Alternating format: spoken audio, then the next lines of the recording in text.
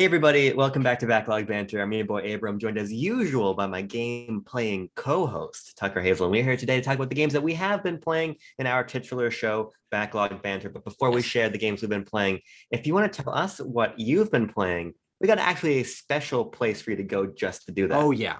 It's in our Discord server. We have a little new channel called BLB Submissions, where members of our community can share whatever games they've been playing, and we will, without fail, read them out. And if we fail, you can come for us. You can come for us. Pitchforks, torches, and all. Let us tell you something. We read a lot last week. And if that is not proof positive that we'll read whatever you submit, I don't know what else to tell you. Yeah. But once you've done joining the Discord, once you've done that, like the video, subscribe to the channel, ring the bell, the more traditional things. But Tucker, we're not traditional boys. We've been playing some, I would say, some pretty non-traditional or at least more obscure titles for this week. So I want you to hit me with one because you have 5 games to talk about. I have 3 games to talk about. So let's just see what happens. Let's start with the least obscure of all the games we're talking about today, which is the game that I played and completed very, very quickly last week, but I'm very glad I did, which is Pikmin 3 Deluxe. A lovely game. A very lovely game. My first full Pikmin experience ever was playing this game on my Switch. I started it as I was heading off in the airport. I was sitting there. I was like, I gotta do something with these hands of mine. And I pulled out my Nintendo Switch and I booted up Pikmin 3 Deluxe in Minecraft off from your account. And I played the first few levels and I was really enjoying it, but it really wasn't until I gave myself a second injection of Pikmin 3 Deluxe straight into my veins, which was 4 days ago or something, where I sat down and I basically spent the entire day playing it. And then my friend Isaac came over and then we just played co-op. And we played until I beat it. So I played most of the game in one day, but it's not a particularly long game. I think it took me 9 hours to beat or something like that. But man, what a lovely game. I will say that I do think it is a little bit on the short side. And that for me is what's saving it from that sort of like mythical 5-star, almost perfect rating. But on the whole, I really love this game. No, I love this game too. And my counterpoint to the shortness element here is that this is actually a really robust package. And I might invite you to check out the side content because there are a lot of. Did you play all the mission modes? I tried each of them. Yes. Sure. Well, all I would say is I think between that and Bingo Battle, and then I haven't done the stuff that's new to Deluxe being the Louis and Olimar side missions yet. I think that it's a pretty robust package when all that's factored in. My criticism is not with the package as a whole, because there is a lot of side content in all sorts of different kinds of mission modes. There's normal missions modes, which you're just trying to get like a high score of treasure and points and Pikmin and stuff like that. There's boss battle mission modes. There's the bingo battle, as you said, and there are, I think, 14 or 15 missions total of Olimar and Louis' side story, which are basically just mission modes. It's formatted the exact same way. It's using pretty much the exact same maps, but you're playing as Olimar and Louis, and there's like very light story elements where Olimar shows up at the beginning and banters with his like boss from Hogatate. But my problem comes down with the core story mode being great, but you get your last new kind of Pikmin like one level before the game is ended. And I really think there should have been 1 or 2 more levels where you're using all the different kinds of Pikmin in conjunction, because it really felt like I was just getting going and oh, I guess it's over. I guess this is the boss battle. And if there had really been like 1 or 2 to test your mettle with your Pikmin and using all the different kinds, and I really feel like that would have made it feel a little more cohesive, because it was a great ramp up and then it just ended. And I was like, let me feel a little bit dissatisfied. No, I get that. I think that the very last mission is perhaps the weakest in the game. I was not crazy about that final boss. No, it's not phenomenal. But I just think that the entire took me a long fucking time. That last level just took me forever. I think the way I did it, because I was just getting tired, is I would just let my Pikmin die, let the day end, and then just come back and yoink more out of my onion and just fucking throw them at him over and over again until I beat it, because I knew it was the end of the game or whatever. But this really is, I think that this is a top tier Nintendo game. Oh, I certainly agree. I mean, it has so much charm in terms of the visuals and the soundtrack and the art direction and everything. Yeah. And the gameplay itself is such an awesome fusion of puzzle solving, time management, RTS elements, action elements. I just think this is a really, really lovely game. Yeah, I'm glad I'm now experienced with Pikmin, because Pikmin has always been one of those sort of holdouts for me in terms of Nintendo games where I was like, yeah, I would love to be a Pikmin fan, but I've never like put in the effort to be a Pikmin fan. It takes some work to be a Pikmin fan. It's not an easy fucking task. Not any everyday Joe can be a Pikmin fan. But as I was playing Pikmin 3 Deluxe, I'm like, good Lord, I think this franchise, this concept might be the most interesting Nintendo game conceptually, because it's so unique from anything else in the industry. It's not their version of a shooter. It's not their version of a platformer. It's Pikmin. There's very little like it, and it's so clever from all its concepts coming together that I had a phenomenal time, and is obviously why I played like 8 hours of it in one day. Yeah, we actually talked about doing a Pikmin 1 review, and I still might want to pursue that. That's because true. when I go back home, it's one of the first games I want to play. Actually, I've been feeling a Pikmin itch, because why, I'm not exactly sure. Can you locate it? Not on YouTube. but my question for you, Tucker, is what control scheme did you use? Controller? No, but were you using gyro? Were you using the right stick? There's gyro? Yeah, so I didn't know there was gyro. Well, that's very peculiar, because the best way to play Pikmin is with Wii Remote and Nunchuck. I mean, I've never done controls. That, but right.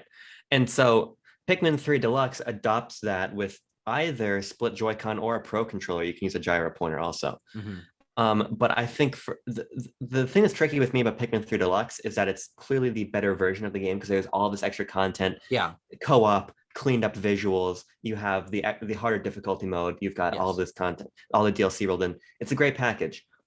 But I think the control options are worse, because we were talking about in Skyward Sword HD there being a minor issue of recalibration, right? Yeah.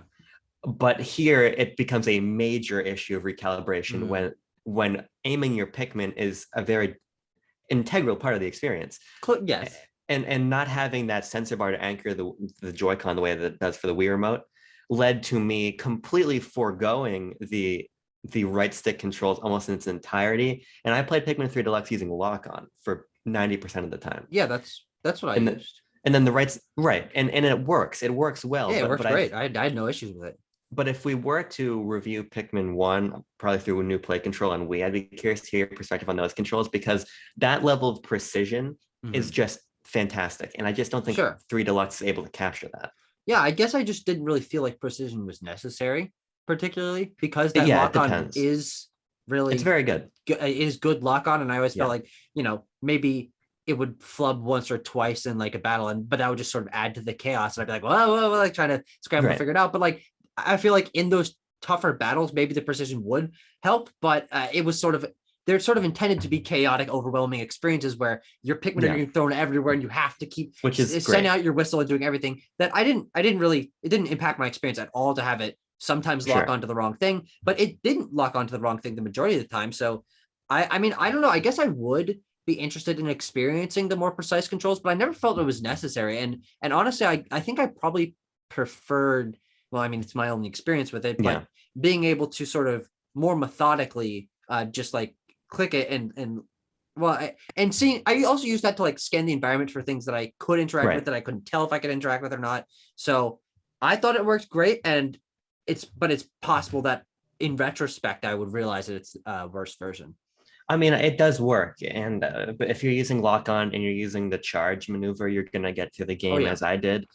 But having played with the Wii Remote, I do think that is the superior way when you're multitasking. Say, okay, I'm going to throw a couple Pikmin over here so I can grab the pellet so I can get more Pikmin, then attack the Bulborg here. And you're still using lock-on as you're doing that to an extent, but you just that fluidity of the Wii Remote, I think, is lost in translation a little bit, but that doesn't undercut just how fucking fantastic this game is. Yeah, no, it pretty much instantly skyrocketed somewhere near my middle of my top favorite games of all time now. I do really love it, and I would love to be experienced with the Pikmin series as a whole, because I was playing the game and I realized, there's no purple Pikmin in this game, there's no white Pikmin in this game. Well, they're in there, but like in the background tangentially you can use them occasionally, but I do think that there's obviously more variety in the series, and I'd be really interested to see how it grows. Yeah, and what's kind of cool about the series, because I've played a little bit of all of them, but I've only finished 3. That's why I want to finish 1 and 2 when I go home for a break.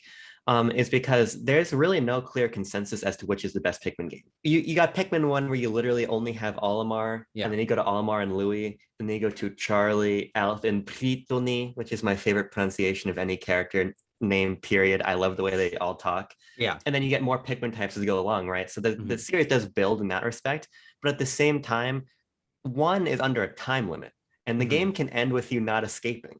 2 has like RNG, not RNG, but procedurally generated dungeons in different Pikmin types, and it's a harder game. Sure. And then 3 is kind of this sort of smoothing out and streamlining and just this beautiful modernization complex in terms of number of captains of Pikmin types. So people really do love all of them for different reasons. So I think it'd be fun to revisit 1 and 2. And also, of course, I'd love to review Hey Pikmin with you someday. It's funny you say that because I actually looked to get a copy of Hey Pikmin recently. Yeah, I do that occasionally. Like sometimes I'll be like, how much is Hey Pikmin going for? And I never pick it up, but it goes for more than I'm willing to spend on Hey Pikmin. That's the thing. Yes. Well, probably because it's a relatively rare game, because I'm sure they made like 25 copies of it and like 16 of them were sold. Yeah, anything that's like any like 3DS games from 2016 on, but really post Switch have like are basically holding their value because nobody bought them and nobody knows. Not except for Pokemon. Yeah, right. The Pokemon games dropped pretty quick because people, that's the only one people bought. Yeah, that's what I'm saying. Yeah. Yes. All right. Let's move on to one of yours. Okay. Let's talk about Super Mario Land 2, 6 golden coins. Okay. All right. I like where this is headed. And I'm actually going to show you something. I want a visual aid here. So I have been interested in playing Game Boy games because Game Boy is a library of Nintendo titles that I have played very few of. Yes. And I sort of our conversations about, well, what could be included in a Nintendo Switch Online Game Boy expansion got me thinking like, well, I just don't know this library very well. Yeah. So I wanted to play some games on 3DS. Now, my problem with virtual console Game Boy games on 3DS has always been that they look terrible. Do they? Yeah, they're blown up. I've never played one before. They're blown up. They look fuzzy. They don't look especially good. But what I learned is that if you hold down start when you, this is not like this is common knowledge, but I'd never done it before. If you hold down start when you boot up one of the games, it boots up with this like frame, frame around it. And but what the frame really accomplishes, and I'm playing Mole Mania. I've only started, so I'm not going to talk about this today, but you motivated me to try it. But the pixel art is so much cleaner this way. Interesting. Because it's a smaller aspect ratio. It's back to what the Game Boy was actually going to output, and the games are just presented in this beautiful monochrome that the full screen never really allowed for. And so, especially with what color does it become when it's full screen? Well, I suppose I can show you. Is it the puke green? No, it's you can swap it to puke green, which is interesting, like that, and then it really becomes puke green. Yeah, but it's this kind of weird, like brownish grayish color that just does not look especially good, and that always just kind of turned me off from playing on 3DS. But playing, especially with 3D on, it creates this really cool depth of field where the game, of course, is not in 3D, but it's set back behind like the layer of plastic that would be on the Game Boy. It's a great effect. It makes the game so much more playable, in my opinion. And so the first one I tried it out on is one I already owned but never finished, which is Super Mario Land 2, 6 golden coins. Yes. This is a very weird game. Have you played it? I've played probably the first like 4 levels of it. Yeah. But I've never beaten it. And I know it's not especially long, and I know I really enjoyed the original Super Mario Land. But so I don't know why I haven't beaten it, but I will eventually. Yeah, I beat it. Knowing the way that the trajectory that my life is taking, Mario Land 2, 6 golden coins, and I will intersect at some point. Sure. I beat it. I mean, I beat it in probably certainly less than 4 hours. I'd say probably less than 3. Okay. Over 2 sittings. This game is really peculiar. And okay. I think it is probably my favorite 2D Mario game.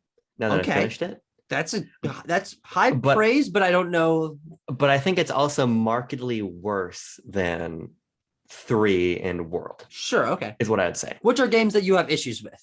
Yes. The reason 2D Mario, as we talked about in our reviews, is pretty standard as far as 2D platformers go. And if I want a standard 2D platformer, I want to play Donkey Kong Country, as I'll talk about soon. I think you're gonna say something else, and I was sweating fucking bullets over here. I didn't say Kirby, but I would also. I would also prefer Kirby to traditional 2D Mario. I hate to say it, but the point is 2D Mario is always hurt my throat a little bit. That's polished, that's great, but that's just Mario, right? Yeah. What I love about this game is that it is fucking weird. The game is so fucking weird. One of the zones, it takes place on kind of the whole game is very Super Mario World in its aesthetic, which is incredibly impressive for Game Boy. Yeah. Also leads to a lot of slowdown. The game has a lot of slowdown, but you basically are on this overworld map similar to Dinosaur Island, and you have to find these different. But more interesting than Dinosaur Island. More interesting than Dinosaur Island because like you'll be walking, and then this big sleeping turtle will awaken, stick out his mouth, swallow Mario, and pull you inside, and you have to. You're in his intestines, and there's like a crashed submarine in his intestines. You have to explore, and you literally fight your way out of the turtle, kind of like the inside of Jabu Jabu's belly. Yes. There's a whole zone called Mario Zone where you're inside like a mechanical Mario that you're climbing your way through. There's a Halloween zone with like like Friday the 13th hockey mask Goombas. It's such a peculiar game.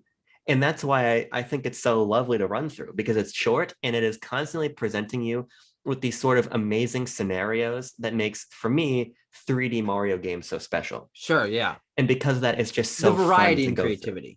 The variety, the creativity, the weirdness. We come to associate Mario with a very set cast of characters and locations nowadays. But this is the antithesis to that, which is just fantastic. The problem, though, Tucker, is that it just... There's always a problem. The slowdown is an issue. The soundtrack is not nearly as good. And the physics feel fine, but they don't feel particularly remarkable. You only have 2 power-ups. You've got the fire flower, and you have the bunny suit. The fire flower that gives you a Native American feather on your head, which is racially insensitive. Absolutely. Yes. And then you have the carrot. What the fuck, Nintendo? Why? That has nothing to do with fire. Whose idea was that? You still pick up a flower, right? It's you still pick up the fire flower. So I don't know why. But so the gameplay I think is just a little bit simple in a ways that I think equally simple in 3 and in World, but with, I just think, better physics. Sure. And I would say a better progression in terms of difficulty. But what this game has in terms of its level design, the others don't, is there's a lot of not non-linearity, but stages that break the traditional structure of start at the left, get to the right. Sure. These stages scroll back and forth, a lot of verticality, alternate routes. It's designed in a different way that I think is fun, but I just think it loses some of the precision that makes a game like 3 and World so playable, even though this game trumps those in terms of their variety and in terms of their creativity and sort of the freedom of the level design in spades. So it's a trade-off, but I think this game is genuinely wonderful. I think for me, I would be willing to make that trade-off because I enjoyed my time with World and 3. I can understand why they're influential, why people enjoyed them so much at the time, but in retrospect, they do feel relatively flat. A lot of Mario 3 and World are just basic zones. There's not a lot of variety in there. The parts that really did surprise me were things that I wasn't expecting. When you're in Mario 3 and you go to the Sky World or the Pipe World, it's like, these aren't fucking things I'm used to seeing in Mario. But other than that, they felt pretty flat to me when I was playing them. And I think it was reflected in our 2 reviews, which we did last year, almost about a year ago, I think. Yeah. But I would be willing to have the physics be less satisfying in trade-off for, as you're saying, much more visual variety, a lot more creativity in the conceptual variety of the worlds and the levels. That is what I look for in any game, really, is taking that next level in terms of trying different things for the design. So it might end up becoming also one of my favorite 2D Marios. I'm also a fan of Super Mario Land 1, which is not a game which I'd like to play. Many people are a fan of because it is clunky. It doesn't look very good, but I think there's a very simplistic charm to it. And it feels so different, and it is very different conceptually in terms of none of the enemies act the same. And that game, though, soundtrack, fucking banger after banger after banger. That game has a 100% awesome soundtrack.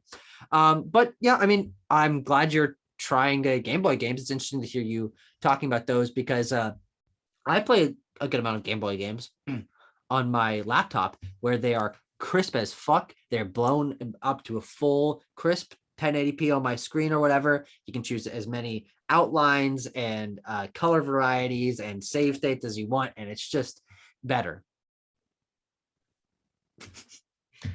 I'm interested to talk about Momania next week and continue your Game Boy journey. There are some other very weird ones I'm going to be picking up, but I don't want to. You like a good surprise, so. Yep. And Tucker, I have a major surprise for my final game of the week this week. Well, I've got a major surprise for my now game of the week. Because you referenced, this is a weird tangent that you won't get and no one else watching this will get, because this is not a game that I've ever even heard talked about before. You mentioned in Super Mario Land 2 6 Golden Coins how there's a Halloween world with Jason hockey mask faced Goombas and stuff. Mm-hmm. I played a game in which enemies look a lot strikingly like Jason Voorhees from Friday the 13th.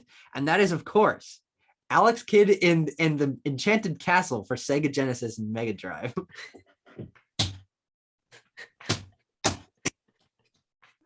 Oh, yeah, baby.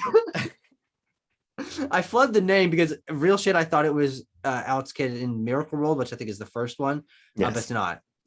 Apparently there's like 5 Alex Kidd games. Yeah, I'm familiar with it in the sense of Alex Kidd exists. It is Sega's platformer, yes. And there are many of them, and that's where my knowledge ends. Yeah. And I can I ask, first of all, can I first ask why? Why? Because it's the first game alphabetically in the Sega Genesis collection that I own on my Switch. Oh, okay. Sure. So when I'm sitting in the airport and I'm like, I'm bored out of my fucking skull, and I beat Pikmin 3, and one game that I will get to in a bit, I can't play right now. So what am I gonna do? Boot up the Sega Genesis collection and play Alex Kidd in the Enchanted Castle. And I am disheartened for people who were Sega kids, because if this is Sega's answer to Mario, I think Sega needs to get a mental check, because this game fucking sucks. This game is so fucking bad. It's unreal. Like, you have this really weird physics. Your combat is just a punch that sometimes comes out and sometimes doesn't, but it only goes like 5 pixels in front of you. There's no like design to the world. It's ugly as sin. Ugly. Yes. I'm looking at it right now. It's ridiculously ugly. And man, I can go on lots of tangents about this game, but I don't understand how this became a major franchise for one of the competitors of Nintendo in this era, because this game is really, really poor. And the weirdest example of this, and it's kind of just like, oh, we're trying something different. It's not your average 2D platformer game. There are boss battles, only fought through rock, paper, scissors. Every boss battle is fought through rock, paper, scissors, which means that there's I think a 1 out of 3 chance that you just lose randomly. Like, you can't do anything about that. Sure. Because if you beat them in rock, paper, scissors, you win. If you tie it, I think you also win. But if you lose, you just lose and you have to restart the level. For what the fuck reason? I don't know. Until the final boss, who you have to fight, who is, I think, basically impossible without a invincibility cape. But when you get the invincibility cape, you just go up to him, go, ba, ba, ba, ba, ba, ba, ba, and then he dies. So did you beat this game? I did beat this game. How long did it take you? Less than an hour. This is very strange to me. It's an 11-stage game, I believe. Oh my god, Jesus Christ. Okay, I'm gonna talk about a lot of different things about this game. The water physics. Think of water physics, underwater physics in a video. I'm thinking of right. Them. Your character naturally, so as physics allow, sink in the water, and to keep them afloat, you have to mash a button to have them paddle upwards. This game decides to invert that. So you are always floating and you have to mash a button, or I think you just have to hold a button to go downward. And it's really, really uncomfortable and really weird. And like, a lot of these things just feel like they're trying to subvert expectations of what a 2D platformer is to see if they can do something different, but it never works. Sure. You are collecting money in this game all the time. There are chests everywhere that just explode money. Do I know what it's for? No. I never ran into a shop or anything. I legitimately have no idea what it was used for. I had like 4,000 coins by the end of the fucking thing. Oh god, what else is there in this game? I'm so pleased that you've brought this to my attention. Ask me some questions about it, because I feel like I'm having a hard time like just talking about this game, because I was very confused playing it. I don't really. The thing is, I don't have any questions for you. I genuinely don't. Here's the thing, right? And it's actually a really interesting idea that I think a lot of people forget about. And I just did some Googling to double check this. Sonic the Hedgehog released in 1991. Yeah. The Genesis released before 1991. Yeah. What I think a lot of people forget about is that the Genesis as we understand it culturally began with Sonic the Hedgehog. But that's not where Genesis began. And that's not where Sega's mascots began. So you had so much weird horse shit like this getting back to the Master System, as I just double checked. Yes, the first one of these games, I think Miracle World was a Master System game. Yeah. Yeah, and so this was their answer until they landed on Sonic. And I just find it very peculiar the ways that Sega has this entire chapter that might as well not exist because nobody talks about it, especially because Sonic the Hedgehog was then backported to Master System in Europe. True. Yes. So people have this myopic understanding of Sonic as though he's been around so much longer than he was, when actually he just came and performed the great Alex Kidd erasure. And as you explained to me now, it seems like that was probably for the better. Yes, because the fact that this was a series that was even mildly successful is crazy to me. Like I was watching a couple videos about this game or in the series, and people in the comments like, "Oh, this was so popular in Australia. I loved this when I was a kid." And I'm just sitting there like, "Oof, this is what you grew up on." And I think that's sort of my viewpoint looking at this Genesis collection library is, man, people don't care about these games anymore, and most of them don't seem good. Like there's a handful of ones that are beat 'em ups. There's a handful of ones that are shooters, and of course there's Sonic. But other than that, like Sega franchises are so hit or miss and mostly miss. And when you're talking about a collection of the greatest Genesis games and like 80% of them I've either never heard of or look bad, it's pretty sad. Yeah, I mean Sega's got phases of excellence. Arcade Sega is awesome. Sure, yeah. Sonic Sega. A lot of the games in the Genesis collection are Genesis versions of arcade ports. Yeah. Or Genesis ports of arcade games. Sonic, and then those arcade things like Streets of Rage and how Streets of Rage developed, right? But then where I think Sega really came into their own is unfortunately when they died, because what they brought in Dreamcast era and the 6th generation is so fantastic, and then what they became through mergers and everything. Monkey Balls, Jet Set Radio, Yakuza, Power Stone, even the games like Power Stone or Jet Set that are kind of forgotten about, they still hold cultural relevance because that's when they were finally on fire. That was no longer the Sega of the Alex Kids and the Echo of the Dolphins and the Rise Stars. It was Sega really fucking firing, but they were firing because they were about to die, and they did, which is disappointing. I sometimes think about what it would be like if Sega was still powerful. If there was a fourth competitor. Yeah, because the thing about Sega is that they're doing great now, but they do great with such a narrow cross section of their IP. And I think that's just a little bit disappointing. Yeah. Well, since you don't have any questions, I'm just going to say I don't recommend this game. I think it's very bad. Sure. It doesn't look good. The physics are terrible. The combat is awful. It's unnecessarily short, but also unnecessarily difficult. I use the rewind a lot because you have 1 hit point. That's it. Sure. And the hitbox on your attack is so fucking clumsy. And sometimes your like jump kick doesn't come out. It's like, oh, okay, whatever. Yeah. It's fucking God, that game sucks so bad. I had to make a PNG logo for this game because there just does not exist on the internet. Sure. I was gonna save this for the last game of my 3, but it segues nicely. So Alex Kidd always segues nicely into whatever the fuck you're talking about. Let's talk about Jet Set Radio. Oh, really? Yeah. Okay. Jet Set Radio. That does actually segue nicely. The first thing I want to say is that trying to play Jet Set Radio was a distinct reminder of why I don't like playing games on PC. You played it on your laptop, or? I played it on my desktop. Okay. Oh, I forgot you had one of those. Because this game is not available on console, which is disappointing. But I said, okay, fine. It's $8 on Steam. It's not going to be an issue of compatibility. It's a fucking Dreamcast game. Yeah. And Tucker, let me tell you about my issue with compatibility. It would not launch. It simply would not launch. So I had to take my big dumb monkey hands and start banging on the keyboard and find my way into a Steam thread where apparently this is a persistent issue. So I had to go into this port has probably been out for like 8 years at this point. I'm sure it just hasn't been fixed. I'm sure. Yeah. I had to go into like the fucking preferences and then the local files and modify the local files and then run as administrator. Finally got it to work. Yay! That's a radio time. And at least it natively understood my Xbox controller, so I got to play that with Xbox controller. And Steam is very, very good with controllers, by the way. Yes, you can do it. Steam Big Picture is pretty good. Yeah. Jet Set Radio. This game is really cool, but I'm not sure how much fun I'm having with it. Sure. So Jet Set, I was having lunch with a friend the other day, and they were asking me about Jet Set Radio because they were familiar with it only. Hey, from you know about games, tell me about Jet Set Radio, and you're like, they were playing one of the Sonic and Sega racing games, and that was their touchstone for what Jet Set Radio was. So I was like, how can I explain this? Beat's probably in that game then, right? Maybe, I guess so, or a stage from it. Yeah.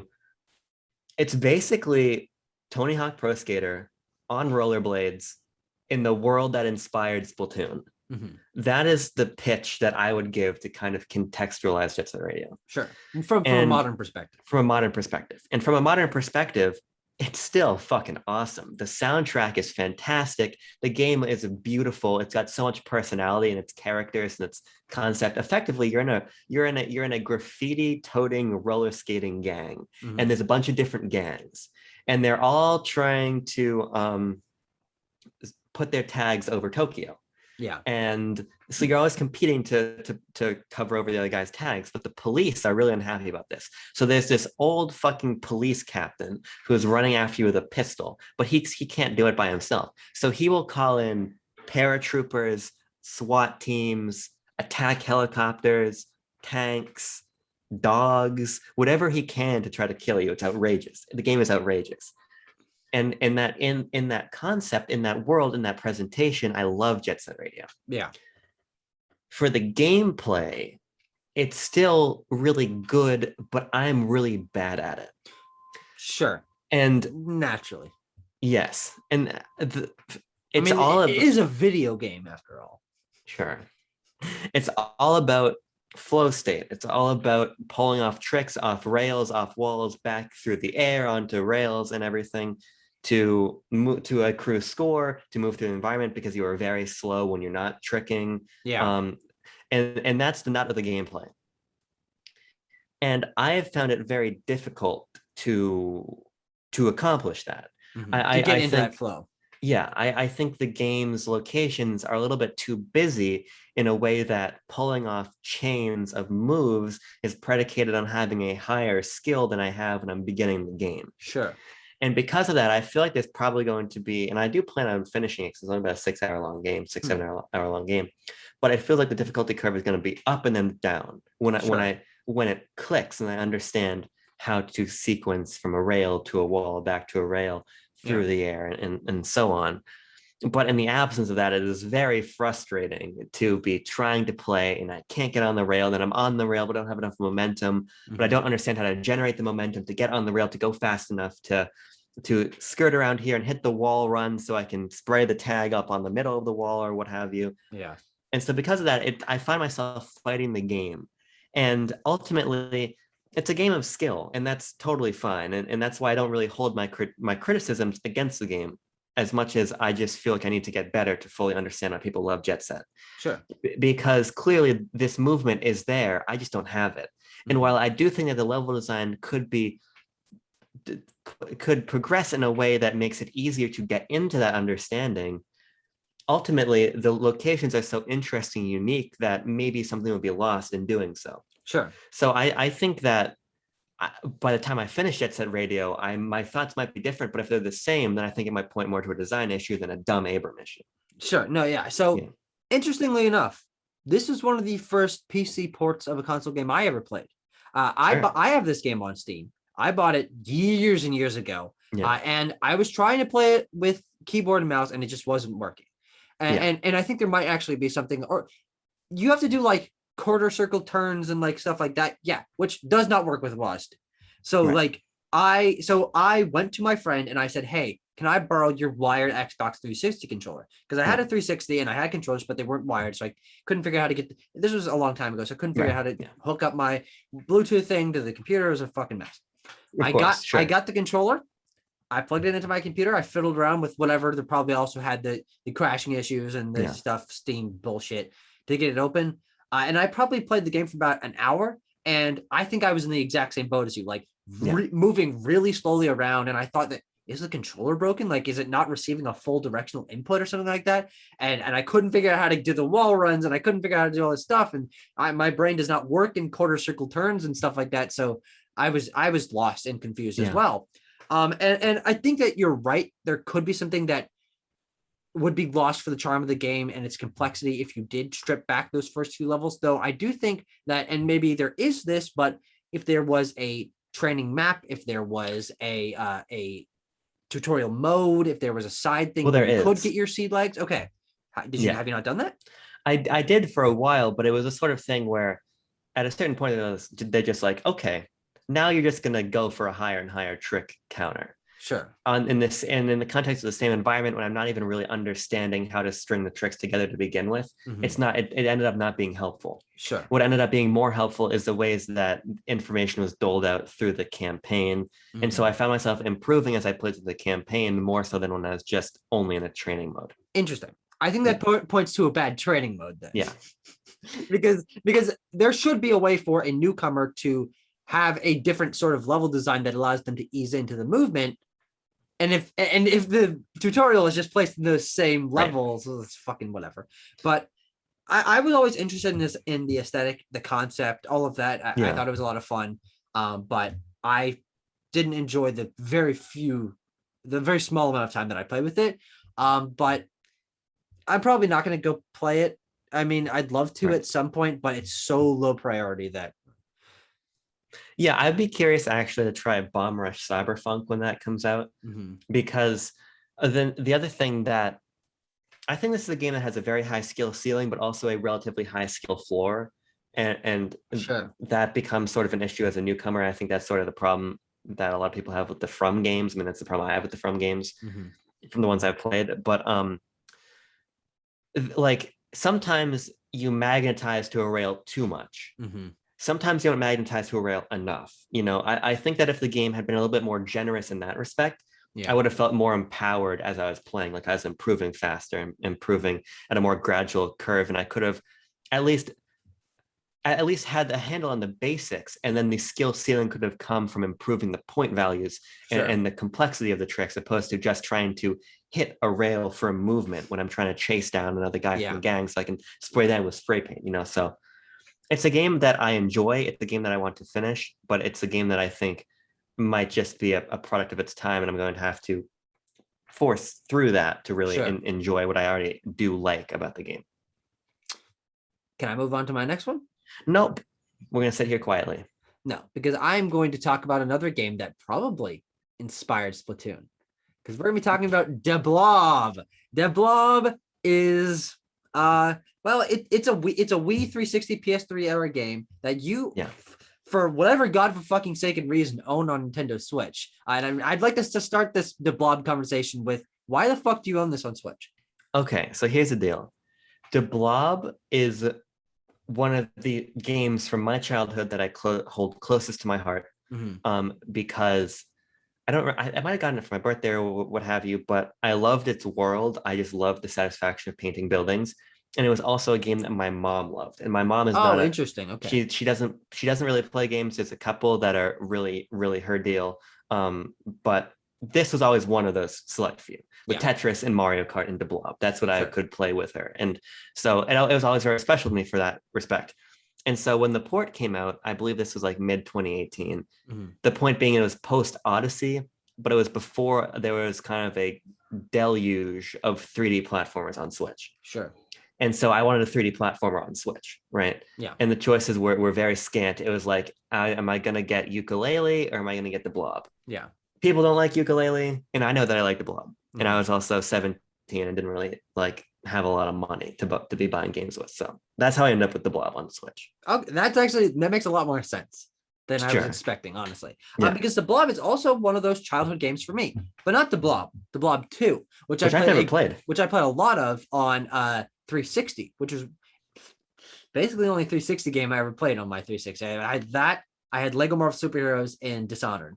I never played any Xbox Studios games on my Xbox 360, because why the fuck would I, but the Blob 2 was a game I had a lot of fun with, but I never finished, and I couldn't tell you why, but it was back in that era where I didn't really complete games. I just was like, play them for a bit or whatever. I don't think I finished any of those 360 games. Sure. So when I saw that you owned the original Blob on Switch, I was thinking, oh, this is a much more accessible, modernized way for me to play through one of these games.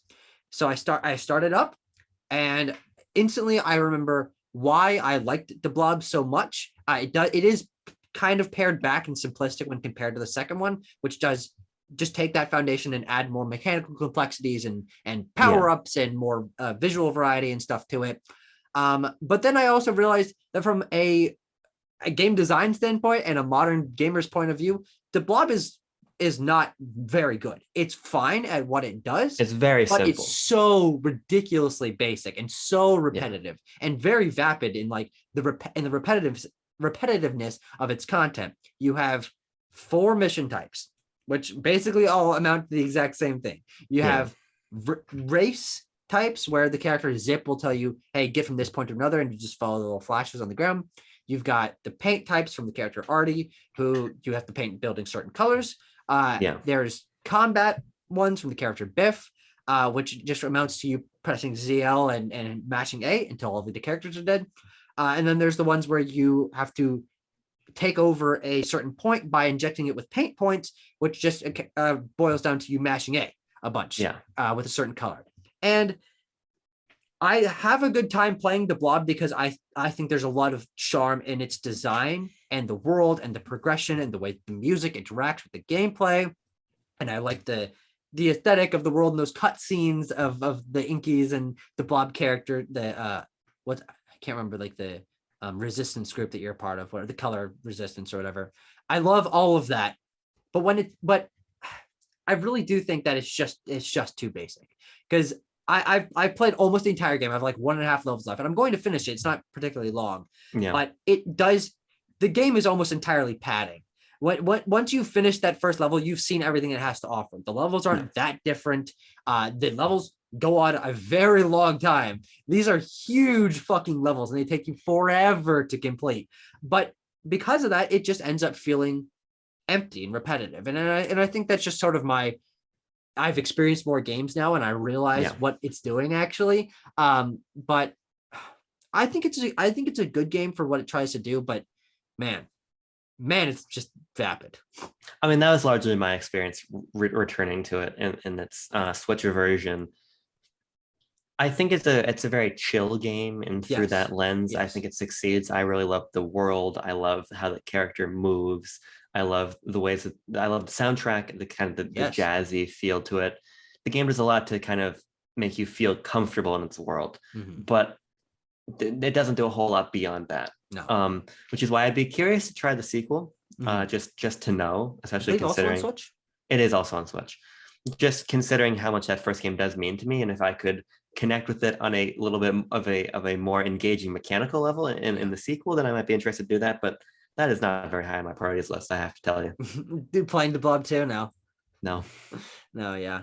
I guess I'm just a little bit disappointed, because it is one of those things where it is reflecting back on something that I did enjoy a lot as a kid, and realizing, man, maybe this isn't actually as good as I thought it was, which is an experience I had with Pokemon Pearl a couple months ago. But I've kind of disillusioned myself to one of my childhood games. So, I think the Blob really was great for us at the time that we played it. Oh yeah. It is a very good children's 3D platformer. Yes, because there's obviously very little challenge because it's very basic, but it also takes that to another degree where there's really no challenges that you have to beat. It's all about getting points to unlock the gate to get to the end of the level, but you don't have to complete any of the challenges. They're essentially all optional. And I believe you can kind of just go around the level and not interact with the challenges and just paint the level, and that'll get you enough points to finish it, which is really nice. All of it being optional. But also there are some really weird design decisions, like the fact that there is a timer that is always counting down. Why is there a timer? It's such a big timer that it's a big timer. It's not, there's no pressure from it. and you get extra time for doing everything. If you paint a block of buildings, you get like 2 minutes extra on the timer. If you complete a challenge that takes you 10 seconds to beat, 3 extra minutes on the timer. Here you fucking go. Why the fuck is there a timer in this game? I have no clue. And also, the collectibles are useless. I mean, they don't do anything. It's just like, you got a purple spiral. What does it do? No fucking clue. But it'd be cool to get a third one. Because I mean, it was a Blue Tongue is dead. THQ is dead. So well, the thing about it is it's THQ has been absorbed into now Embracer Group, THQ Nordic, and they are no stranger to reviving things. True. SpongeBob 3D platformers, Destroy All Humans, Kingdoms of Amalur. I mean, I wouldn't be surprised. They have, I think Embracer Group literally has 60 games in development. I genuinely would not be surprised if one, and that's not an exaggeration, like that is the figure. I would not be surprised if one of those is a Blob 3, which could be interesting if this formula is taken someplace. So sure, yes. Tucker, I've got one more game. Yeah, I have 2 more, so I assume I should just wait. Do I have 2 more? Wait, hold on. Yes, I have 2 more. Yeah, hit me with another one. Okay, I'll hit you with. Hit me with another one, and don't lie or I'll know. I'll be very difficult for me to lie about an entire experience with a game, because I have 2 more games that I dabbled in on the plane, and the first one was the first one that I played. I like popping open that NES Online app occasionally. I know where this is going. And popping into Wario's Woods, and which I'd never played before, so it's not like a classic thing that I do, but I did play Wario's Woods for the entire duration of a plane trip, and I have discovered that I'm just a fan of Nintendo's simplistic puzzle games from the NES era. I loved Yoshi earlier in the year. I've really been getting into. I played Mallmania last week, but there's just so many fucking games from this era that are things falling in a confined area, and I think this is one of the best of them. Maybe you should play Kirby Star Stacker then. Maybe that'll be the Kirby game you like. But Tucker, it's not available anywhere, I don't think. It's on 3DS Virtual Console. Oh, don't make me buy a Virtual Console game. But you're also a man of low stock, so you know ways you can acquire it if you want to. Yes. But it's like I always say, Tucker, when you're playing Wario Woods on an airplane, an hour feels like 15 minutes. You know, that's what you're always saying. Yeah. I am always saying that. That's a classic Abram line. But yeah, so I started up Wario's Woods, and I had never seen gameplay of it. I didn't know what it was like, and I hop in that first level, and I'm panicking. I'm like, bombs, little characters. What do I do with them? I have no clue. And so I'm panicking, throwing things around. The controls are not taught to you. You just have to figure it out. You're fucking running up walls and doing all this shit. It's a wild game, but I think it's a really interesting sort of half combination of a match 3 game with platforming almost, or like box management sort of movement, because you're playing as Toad inside of a giant tree, and Birdo/Wario are dropping bombs and creatures at you. And you have to match 3 of the same color of mostly creatures, but then some bombs. There has to be at least 3, and at least one of them has to be a bomb, and it can be horizontal, it can be vertical, or it can be diagonal.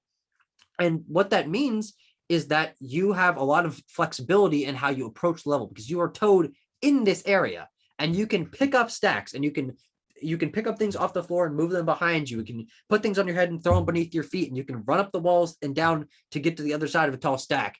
And it gives you a lot of flexibility in how you approach completing the puzzles, which are randomly generated match 3 puzzles. And I really found it engaging when I got into the flow of realizing that if you catch a couple things, you can put them down here and then run up part way and pick up part of the stack and put it down behind you, so you can like set up a whole thing that knocks down like everything behind you. And I really had a great time with it. It's a game that I would like to give another like consistent shot. I mean, I played like 30 levels in a row, which was like almost an hour of gameplay. But this is, I think, one of the last NES games ever. Yes. So it looks fantastic. It sounds good. It's just it's just such a weird part of Nintendo's history that no one fucking talks about. I want to say it might have actually been the last Nintendo published NES game. That sounds right. That sounds right.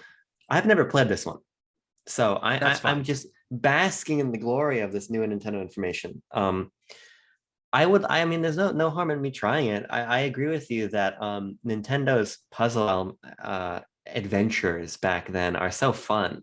And the one I really want is Nintendo Puzzle Collection, which is on GameCube, which only released in Japan, but it's a compilation of Yoshi's Cookie and Panel de Pon and Dr. Mario.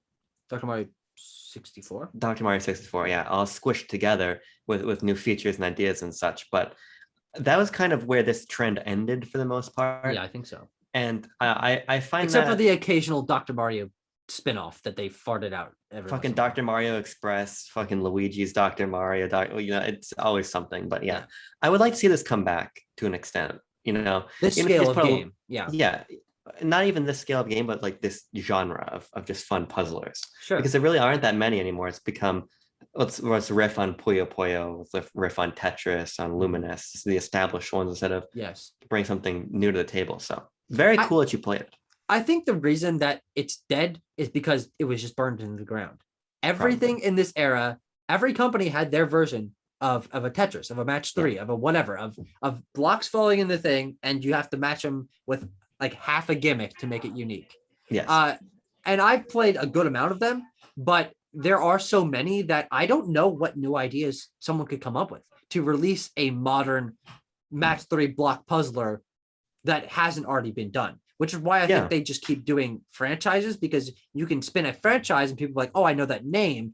But especially with mobile games and eShop games and games on browser and stuff, this type of game is very easy to make. And I think that the saturation of those markets are why big companies don't try this anymore.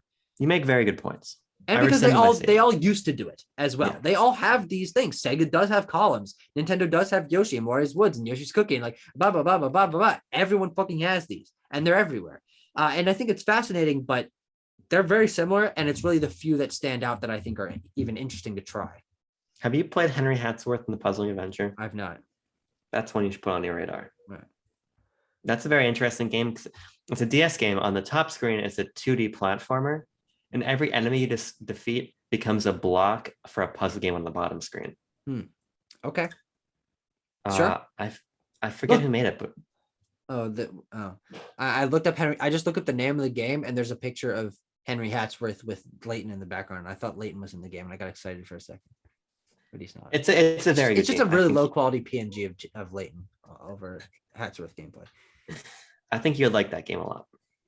I'm sure I would. Considering that I have like only heard of this like 25%, I would guess it's probably expensive. I have no concept, but I have no concept. Hit me with your final game. My final game is one I talked about last week, so it's kind of boring, but I finished Donkey Kong Country Returns. Brand new, lowest price, $75.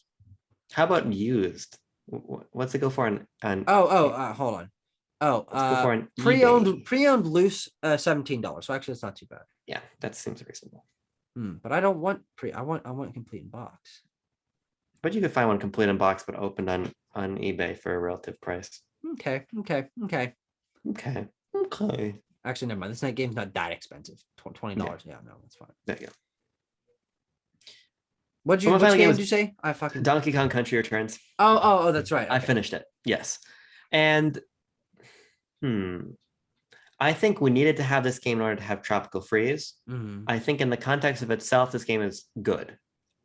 I would say that Donkey Kong Country Returns is probably the weakest country game for a couple of distinct reasons. The first of all is that a lot of this game's intention back on Wii, and I think 2010 when it came out, might have been 2011, sure, was to recapture the spirit of Donkey Kong Country. And so in doing that, you end up with only Donkey and Diddy and very much Country 1 gameplay. You have new ideas like the barrel rocket, which has always been a bane of my fucking existence, and some things, but very much kind of like how New Super Mario Brothers Wii or even this New Super Mario Brothers pared back but still walked forward. It's very similar for Donkey Kong Country. Sure. And so that's a little bit disappointing. I also am not a big fan of the game visually. I think that its art direction feels DreamWorks-esque, but I mean that as an insult. And I feel like by saying that, you kind of know what I mean. Like everything's a little too flat and cartoony, but in a generic way. Sure. And so those are hurdles to get over, right? And even the level design, I think, is not as tight as Tropical Freeze. There are some sequences and levels that are predicated basically entirely on trial and error, especially some of the vehicle segments, as you come to realize, okay, now I know that there's going to be, this sequence of jumps here, so I need to prepare for that as I move forward. And there's just a lot of rough edges that I think are emblematic of the fact that Retro was coming in with the sole intention of bringing Donkey Kong Country back, making the nostalgia play, and kind of operating in that lane to get their sea legs to make Tropical Freeze, which I do think is one of the finest 2D platformers of all time. Yeah.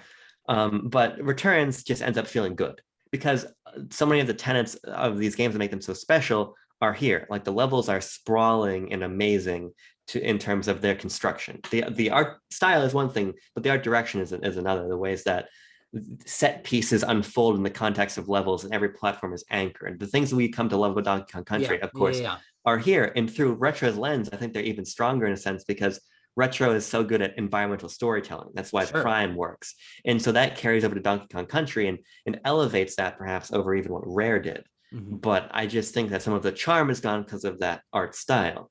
But nonetheless, underneath that is still a very good, very well designed, for the most part, 2D platformer. And so I find myself enjoying it, but just in the context of the brilliance of its series, I would say that it's probably the weakest entry, but the weakest entry is better than the best entry in a lot of other 2D platformer series, in my opinion. So I enjoyed it on the whole, but I just think that it doesn't quite stack up. I think all of that makes sense when you're sort of thinking about this game.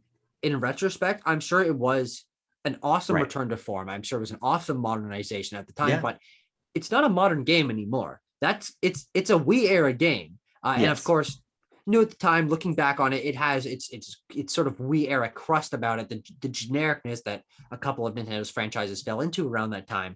I think all of those are valid complaints, and it's good to hear that the game still does hold up. I mean, probably solid physics, good level design, solid physics. Yes. It's a good 2D platformer, but having Tropical Freeze exist means that there's very little reason to go back to this. Doesn't mean that I won't though, because I'm a fucking maniac and I own this game on 3DS, so I'll probably play it at some point. It is still certainly worth playing. I just think that it's not the heights of the series. Do you have an estimate for your complete runtime of that game? Oh yeah, I looked. I think it was 9 hours. Okay, that's very manageable. Yeah, it was either 7 or 9. No, I think this one was 7 hours. I was looking through playtimes, and then Kirby was 9 across all my play sessions I've ever played. Sure. Sometimes I like to just order my entire play log by how many hours I put into games and just scroll through literally every single game I've played and just look at them. Yeah, just scroll through all the Pokemon games at the top, probably. Yes. With the only things that break that up are New Leaf, Smash 3DS, naturally, and Fire Emblem Awakening. Yeah, yes. Which are the games that you probably played more than 30 hours of? Because everything else, Mario Kart is up there too. Mario Kart 7 or Mario Kart DS, or what? Doesn't fucking matter. 7. Because they're not that good. Yeah. 7 is fair. We talked about 7 last week. I did. 2007. I did. But Tucker, that's the end of my games for this week. I'll end my game with this. I'll end my segment of my games from this week by talking about another game from that Sega Genesis collection on my Nintendo Switch, because I finished Alex Kidd in Enchanted Castle, and I decided to go not exactly alphabetically down to the next game, but skip a couple and head to Altered Beast. Which, do you know anything about Altered Beast? I do, and I know that it's notoriously, or is that Golden Axe that people don't like anymore? I don't know. Well, why don't you just tell me? I thought people like both of them. I don't hear negative things about this game. There's been a countercultural movement that either one or both those games is not very good. Why would there ever be a countercultural movement about either Golden Axe or fucking Altered Beast? Altered Beast has only in Europe a PS2 sequel. Huh. It's like a 3D action game, I believe. That's really interesting, but no, actually that just is interesting. Yeah. But so I am not I was not someone who was raised on coin-op games, on arcade games, on beat-em-ups, on all these genres that are very classically arcade and classically designed in terms of how difficult they are, how few hit points you have, how ridiculous the hitbox on the enemies are. So when I'm hopping into any of these style of games, if I'm not playing it in co-op, I get overwhelmed very easily. in this kind of game. And Altered Beast is a game that clearly yes, has a lot of care put into it from people who know how beat 'em ups work I guess it is a beat 'em up. It's kind of flat 2D as opposed to like the sort of pseudo 3D in Streets of Rage. But it's also just really unfairly hard. I think it's one of those games where if you lose all your hit points, you restart the game. And I really am not a fan of that. And the hitboxes on the enemies are fucking ludicrous. I mean, there are these dogs that'll jump off this thing, and if they clip the fucking back of your head with their toenail, you get a hit point, and you don't die because you have like 6 hit points or something like that. But it's not enough. And the few things that this game does have going for it, which I do think sort of made me want to push past the arcane bullshit of this era of beat 'em up, is the visuals are great. I mean, it's got these really cool backgrounds. The levels are very varied. The anime designs are good. And it is fun to do the one thing that the game is known for, which is collect power-ups, get yourself from a skinny little man to a stronger man to a ridiculously buff man to transforming into a fucking humanoid animal with superpowers, which is awesome. I think it's tied to the level that you're playing in, depending on which animal you transform into when you hit your 4th level of power. There is a bear, there's a tiger, there's a dragon, like a cougar sort of thing, and each one has a different moveset. And you do feel really powerful when you get it. You go from having weak ass kicks and a tiny little punch to bigger kicks with a little bit of like a gust of air on it that extends your reach a little bit, to being a fucking bear that punches and fucking fire comes out of his fist and he does this like dash attack. Oh fuck yeah, you fucking beating up all the guys in one hit, and it's awesome. And then you hit the bosses, which have an unreal amount of hit points. I was stuck on this one boss. Have a use of rewind because I just wanted to get through it. Just for fucking ever. Like he's sending out rows of giant fireballs, and he's got these fucking little mini dragons that come out of his eyes that float around and they fucking dive at you. But if they hit you, you lose a hit point. So fucking whatever. And you're trying to dodge the thing and shoot your fireballs. It's a fucking mess. So I don't think these kind of games are for me. I recognize their quality. And I do think that it was a lot of fun to go through that upgrade progression and listen to the music and see all the visuals and stuff. But it's just too old. Like it feels outdated. Why is there not health pickups in this game? Why is there not some sort of save state feature? Like all of this, there is in the collection, but within the game. Right. I just found myself getting frustrated by the game for things that I didn't feel were my fault. And it's kind of that sort of design philosophy that, just get better at the game and learn what these bullshit hitboxes are and learn how far your punch can reach and stuff. But I don't want to spend 10 hours on this game that takes 45 minutes to beat.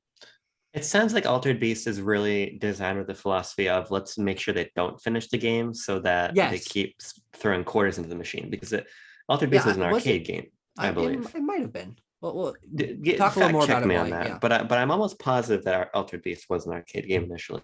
That does sound. And the point was to step on your balls, so you kept putting more money into the machine. Mm-hmm. And I just that philosophy can be fairer in something like a Galaga or a Pac-Man, right? Mm-hmm. But it can also be very deliberately soul crushing, like an Altered Beast, as you're explaining. So and also there's like 10% of platforming mechanics in this game where you can go to higher levels, like little things in the background. And sometimes there's a pit in the ground that you have to jump over, but you have a little piss baby fucking jump in this game. Sure. So I legitimately think that some of these gaps are not designed for your character. Like I have the rewind and I'm like, how am I doing this wrong? Like I'm doing the jump as far as I can go, but I'm not making the jump. Like I don't know how you're supposed to make it. So I just tanked the hit, respawned above it, and then kept going. Fucking whatever. But like it. Yeah. It's such an obscure, not obscure, but it's such a genre that I'm distanced from, that getting into one of these that is so classically designed is overwhelming. And I had an okay time with it, but really only because I was given access to the modern affordances of the collection, which is save states and rewind and fast forward and all this stuff. So I don't even know if I really recommend the game. All right, Tucker, I think it's time to wrap up the episode finally. And with our community submissions, not as many as last week. Not as many as last week. We still have two very strong nowhere ones. near as many as last week. I actually kind of hope that we don't ever get as much as last week. I think we need to find a sweet spot. Sure. Because we basically had a show's worth last week, which is very exciting. But now we've got two today, and we'll make do. But I'll go first, and we've got a message here from our good friend and intern, Abby, BLB's very own Abby. I would call him part of the BLB family. The first fan, our treasured intern, 100%. Co-host for the Skyloft streaming. That's true. Yeah. Event of a lifetime. That included when we put King Bot on trial. That was what a great day. Yes.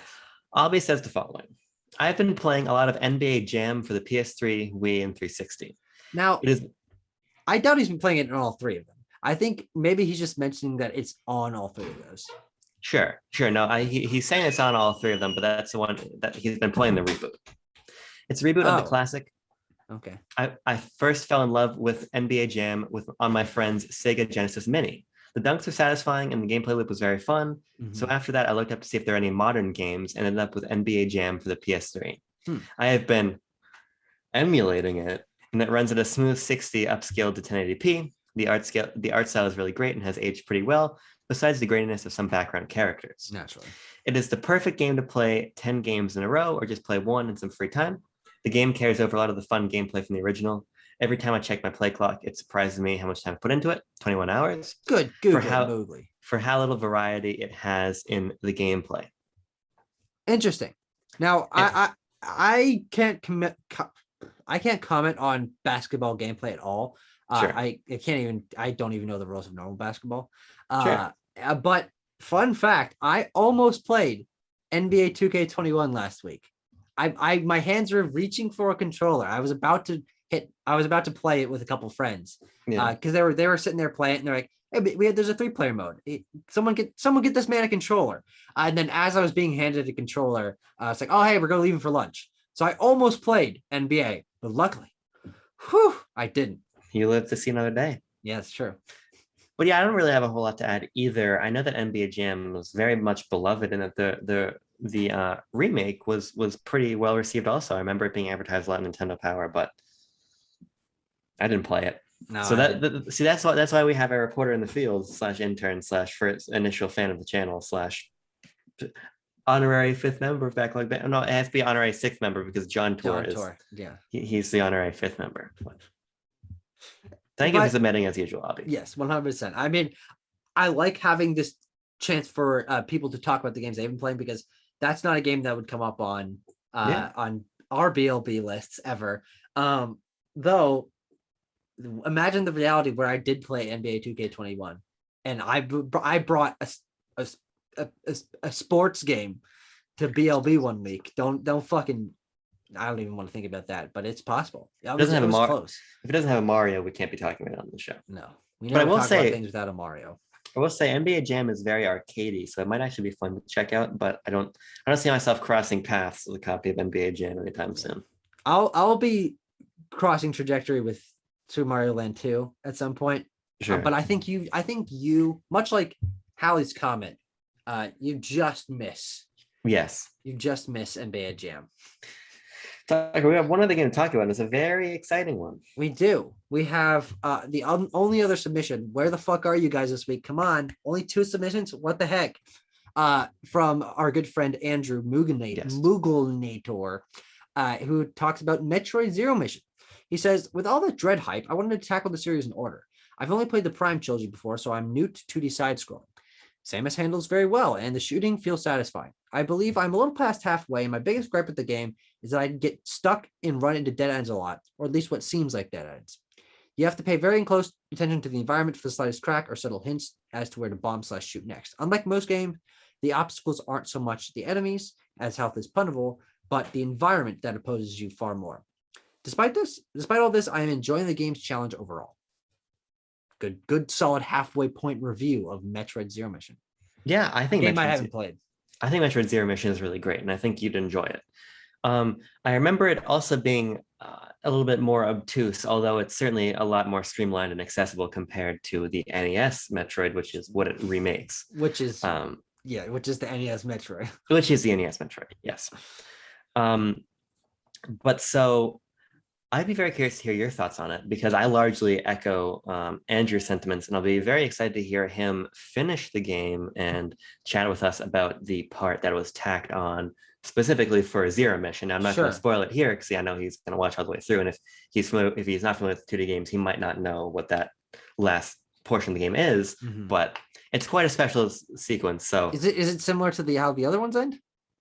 No. Oh, okay. Because I thought that's what you were getting at. Because no. Every 2D Metroid that I've played has ended in the exact same way. No, I'm talking about something different.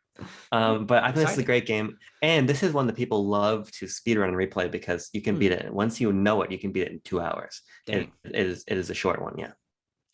Yeah. So I obviously can't talk about Metroid Zero Mission because I haven't played that game, and I will probably eventually. I'm 3/5 of the way through having completed all the mainline 2D Metroid games. So I'll probably knock that out before the end of the year, but don't quote me on that. I won't. But I actually do have tangentially a story related to this, because my first thought is, oh, hey, Metroid Zero Mission, I could go buy that on my Wii U and play it on there. Because that's how I played Metroid Fusion much recently. But I actually have a story about Metroid Fusion, one that I have not shared on here, which is that the $8 copy of that I purchased on my Wii U did not cost me $8. It cost me over $40 because I bought the game on Wii U. I'm like, great, it's there, it's downloaded, it's awesome. Right. But I was using my school. Apparently, the Wii U eShop was connected to my school debit card account, which had like $3 on it, meaning that it went into overdraft. But I never use it, and I don't connect it to things very often, so I didn't expect there to be anything going on with it. So when I'm randomly one day checking, how much money do I have in my school checking account? Negative $25. What? How did that happen? What is this random $8.24 charge? Oh fuck, it's Metroid Fusion. God damn it. So yeah, I had to go pay out in cash money to the bank because I overdrafted because of Metroid Fusion. So Metroid Fusion actually cost me more than a lot of games did. It's worth it. It's worth it. $40? No, that game's not worth $40. I think it's worth $4 million. Ooh, wow. If you actually had the money to pay for the things that you think are worth that much, you don't even want to. You don't even fucking wouldn't be sitting here. Probably true.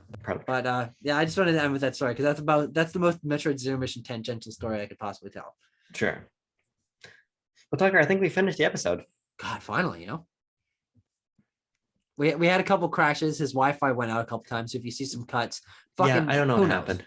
Shout out to Wheaton College's Wi-Fi for in the middle of the work day, cutting out twice. I don't know. Router resets or something. For the first time, as we can think ever, because this has never happened during our recording sessions. No, this isn't like Jerome back in the day. You know what I'm saying? No, I forgot about that. That's a recent memory, but was buried deeply. Perhaps I repressed it. True. Yeah. But Tucker, I've got a couple games I want to play for next week that might make it a pretty salty episode. So we'll see. Do you want to give any hints? Do you want to live on any cliffhangers? No, I don't want to drop any. I don't want to drop any hints about Imagine's babies. Looking around your room for examples. Yes, my copy of Imagine's Babies is up there. No hints, nothing. Okay.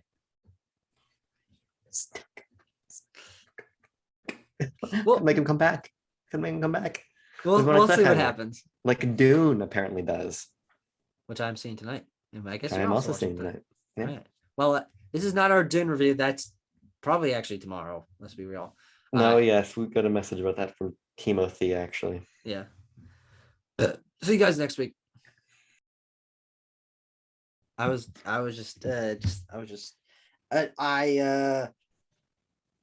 adding release dates to Animal Genius on DS on IGDB.